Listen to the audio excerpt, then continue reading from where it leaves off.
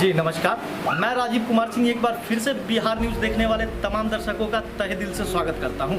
जैसा कि अभी आप देख रहे हैं, बिहार पंचायत चुनाव 2021 को लेकर लगातार हम अपने चैनल के माध्यम से अलग अलग कार्यक्रम कर रहे हैं, अलग अलग प्रखंड एवं पंचायत में जाके। उसी कार्यक्रम को आगे बढ़ाते हुए अभी हम लोग पहुंचे हैं आपको हायाघाट प्रखंड के मल्लीपट्टी दक्षिणी। आप जैसा कि देख रहे हैं, हमारे बगल में बोर्ड लगा है। मोहम्मद लाल बाबू जी यहाँ के वर्तमान मुखिया भी है और आने वाले समय में अर्थात 2021 इलेक्शन में फिर से वो कैंडिडेट भी है।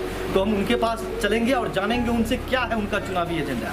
आइए हम आपको उनसे रूबरू करवाते हैं। तो जैसा कि हम देख रहे हैं, हम अपने सीधी बात कार्यक्रम को लेके यहाँ पे पहुँचे हैं और सीधी बात कार्यक्रम दिखाने का हमारा उद्देश्य ये है कि पंचायत की जनता जो है वो अपने कैंडिडेट को जाने समझे और क्या योजनाएं हैं उनके अंदर, अगर वो जीतते हैं तो क्या उनके लिए लेके आते हैं, इन तमाम बातों को जाने। सर, सबसे पहले आप अपना परिचय देते हुए थोड़ा हमारे दर्शकों को बताएं कि क्या परिचय है आपका और कौन से पंचायत से आप इस बात लड़ रहे हैं। मैं मुखिया मल्लीपट्टी दक्षिणी मोहम्मद लाल बाबू, प्रखंड हायाघाट, और मुखिया पद के लिए लड़ रहे हैं। अभी प्रेजेंट में मुखिया हैं। अच्छा सर, वर्तमान में भी अभी आप मुखिया है, तो पिछले 5 साल के कार्यकाल को आप कैसे देखते हैं? 5 साल के कार्यकाल में क्या आपने एक विकास का जाल बिछाने का काम किया है क्या पूरे क्षेत्र में?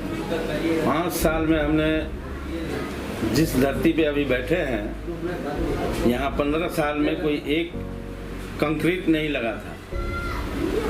आज आपने गांव को देखा है, पूरा गांव पीसीसी से ढलाई हो गया। नल जल के कारण कुछ कहीं कहीं दिक्कतें हैं। अगली बार अगर मौका मिला तो सारा कंप्लीट कर दिया जाएगा।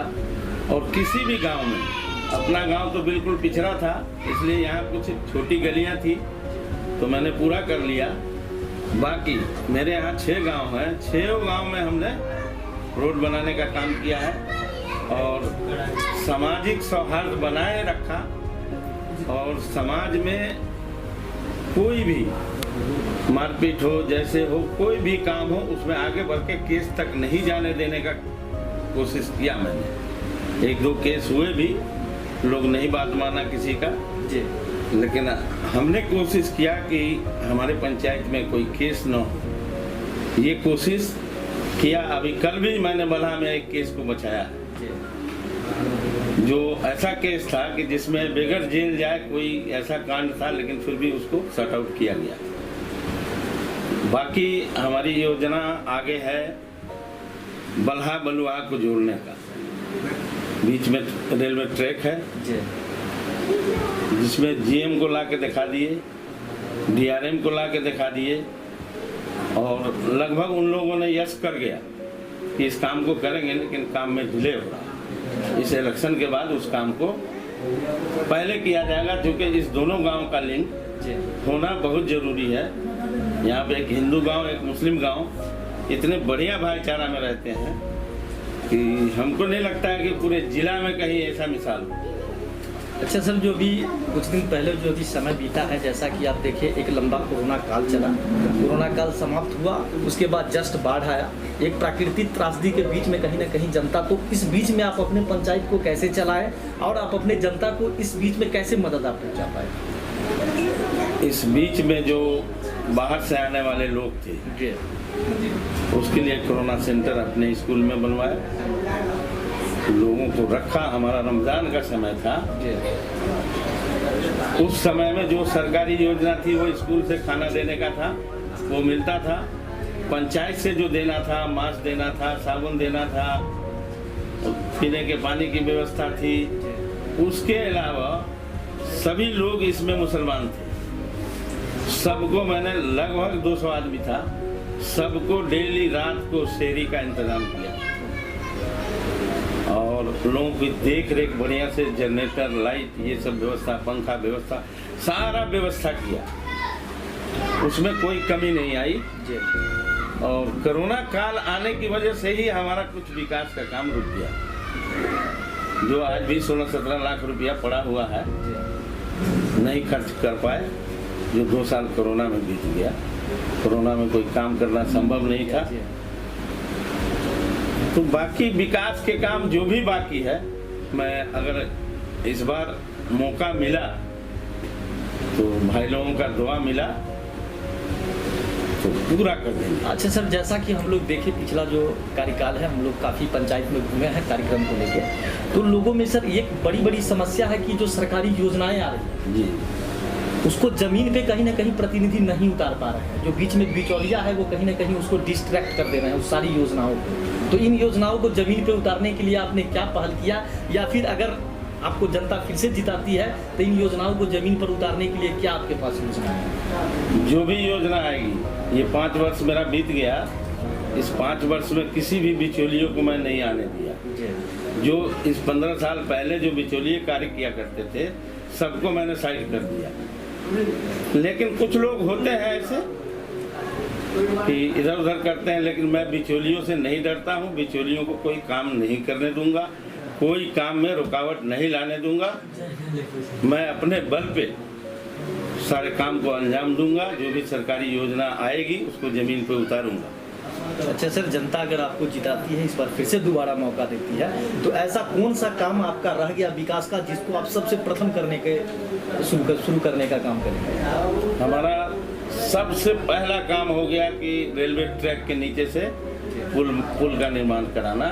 सबसे पहले उस काम को करेंगे। और रेलवे का काम है, अगर वो पीछे होगा तो जो सड़कें छूट गई है उस सड़कों को बनवाना। हमारा ODF है, शौचालय में भी ODF हुआ है मेरा। मैंने 170 शौचालय अपने हाथ से बनवा के दिया है। तो ODF है मेरा। गांव देख लीजिए, कहीं आपको रोड पे गंदगी नहीं मिलेगी। सड़क तो हर जगह आपके पंचायत में नजर आ रहा है, गली गली नजर आ रहा है, लेकिन सर नाला कहीं नजर नहीं आ रहा। और पानी निकास, अगर नाला निर्माण होगी तो पानी कहाँ जाए, इसके लिए समुचित व्यवस्था मुझे दिखाई नहीं दिया। तो इस पे क्या आप सोच रखते हैं? देखिए, नाले के लिए हमने जो है अभी बना से होके आए हैं, वो नाले का हमारा एस्टीमेट बना हुआ है। नाला हम वहाँ से निकाल करके रेलवे लाइन में पेपर मिल की ज़मीन है, पानी रहता है उसमें, वहाँ डालेंगे हम। ये ट्रैक जब ट्रैक के नीचे से रास्ता बन जाएगा तभी हमारा पानी जाने का रास्ता बनेगा, इसलिए नाला नहीं बना है। जबकि नाला का एस्टीमेट यहाँ भी बना हुआ है 15वीं से बलुआहा का, लेकिन इसलिए डिले किया गया कि वो ट्रैक बना लेते हैं, वो पुल बन जाता है रेलवे द्वारा, तो उसी पुल के नीचे से नाला चला जाएगा तालाब में। क्योंकि हमारे गांव में कोई ऐसा तालाब नहीं है जिसमें हम नाला बना के पानी डालें। जो एक तालाब छोटा सा है जिसकी हालात अभी ने देखा है आप रास्ते पे, जो पानी रोड से निकलता है वो तालाब का ही पानी है। और हर आदमी जो है नाला के लिए त्रस्त है, लेकिन उसको हम कंप्लीट करेंगे, रेलवे भी बनाएंगे, ये मेरा वादा है। अच्छा सर, शिक्षा पे हम आते हैं। शिक्षा जैसा कि आप देख रहे हैं पिछले काफ़ी एक लंबे अरसे से शिक्षा जो है वो पूरी चौपट हो गई है, चाहे वो बच्चे हो चाहे वो शिक्षक हो। तो शिक्षा व्यवस्था को आप कैसे दुरुस्त करेंगे अपने पंचायत में? देखिए, शिक्षा व्यवस्था, टीचर कोई सुनता नहीं है किसी की। हमने कई बार पकड़ा भी, हमने हाजिरी भी काटा टीचर की, लेकिन टीचर कोई सुनने को राजी नहीं है। उच्च अधिकारी को अगर कहा जाता, उच्च अधिकारी कोई कार्रवाई टीचर पर नहीं करते। और कार्रवाई नहीं करने का कारण है कि टीचर लोग लापरवाह हैं, पढ़ाई लिखाई में कमी करते हैं, आते हैं बैठ जाते हैं, बच्चों को ठीक से नहीं पढ़ाते हैं। हमारे यहाँ हाई स्कूल है, अभी तक हाई स्कूल का टीचर नहीं मिला है, जबकि 6 महीने से हाई स्कूल चालू है। क्या इसके लिए आपके तरफ से क्या पहल हो रही है इन सब बिंदुओं पर? हम हमेशा BO साहब से बात करते हैं, BO साहब से बात करते हैं, कहते हैं हो गया है, टीचर की बहाली हो गई है, अब भेज रहे हैं, तब भेज रहे हैं। इस तरह की बात करके रह जाते हैं। बाकी टीचर पे सरकार का कोई कमांड नहीं है। टीचर फ्री है, जैसे भैंस चरवाहा वैसे टीचर।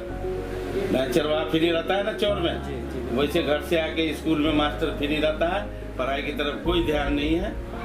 शिक्षा के मामले में टीचर की ही गलती है और किसी की गलती नहीं है, और उस पर अधिकारी बल नहीं देते हैं। कंप्लेन किया जाए तो कंप्लेन ऊपर से ऊपर खत्म हो जाता है। जी, तो जैसा कि आपने देखा, अभी हम इनसे शिक्षा पे बात किए, विकास पे बात किए। अब इनसे आगे बढ़ के हम इनसे बात करेंगे कि जन वितरण प्रणाली जो इनके पंचायत में है वो किस तरह से चल रहा है और लोगों के घर में राशन कैसे पहुँच रहा है। जन वितरण प्रणाली की दुकान पहले बलहा में हुआ करती थी। बलहा में बलुआहा में 700 कंज्यूमर हैं, और आपने देखा होगा जो रेलवे लाइन क्रॉस करके वहाँ से जाके बल्हा से लाने में बहुत दिक्कत है। इस पर हमने प्रयास किया, डीलर वही रहा, लेकिन उसका जो बांटने का पॉइंट था वो इस बलुहा गांव में किया गया। इससे इतनी सुविधा हुई कि हमको लगता है सभी जनता इससे खुश है कि घर में अनाज मिल रहा है और बहुत आसानी से अनाज मिल रहा है। फिंगर लगाने का है, आदमी आया फिंगर लगाया चला गया, 1 घंटे बाद अनाज ले लिया। ये बहुत बड़ी समस्या थी इस गांव के लिए और इस समस्या को हमने हल किया। अच्छा सर, आप चलते चलते हमारे दर्शक को एवं आपके जो पंचायत के जनता है उनको आप अपने माध्यम से क्या संदेश देंगे इस चुनाव को? अभी तो संदेश देने का समय नहीं है, अभी उनसे हमें वोट मांगने का समय है। क्या कहेंगे आप उनको हमारे माध्यम से? तो मैं चाहता हूं कि वोट देकर और भारी मतों से फिर से जितावें और फिर जो काम छूटा है वो काम हम करेंगे। ये वादा करते हैं कि कोई काम वंचित नहीं रह जाएगा अगले 5 वर्ष में। जी, तो जैसा कि आप देखें हमारे बगल में अभी मोहम्मद लाल बाबू थे जो यहाँ के वर्तमान मुखिया भी है और यहाँ के भावी उम्मीदवार भी है, जिन्होंने बड़े व्यापक ढंग से हमारे चैनल के माध्यम से बताया कि किस तरह पिछले 5 साल में इन्होंने विकास का जाल बिछाने का पूरे पंचायत में काम किया है। चाहे वो सड़क हो, चाहे वो नल जल हो, हर योजनाओं पे इन्होंने काम किया है।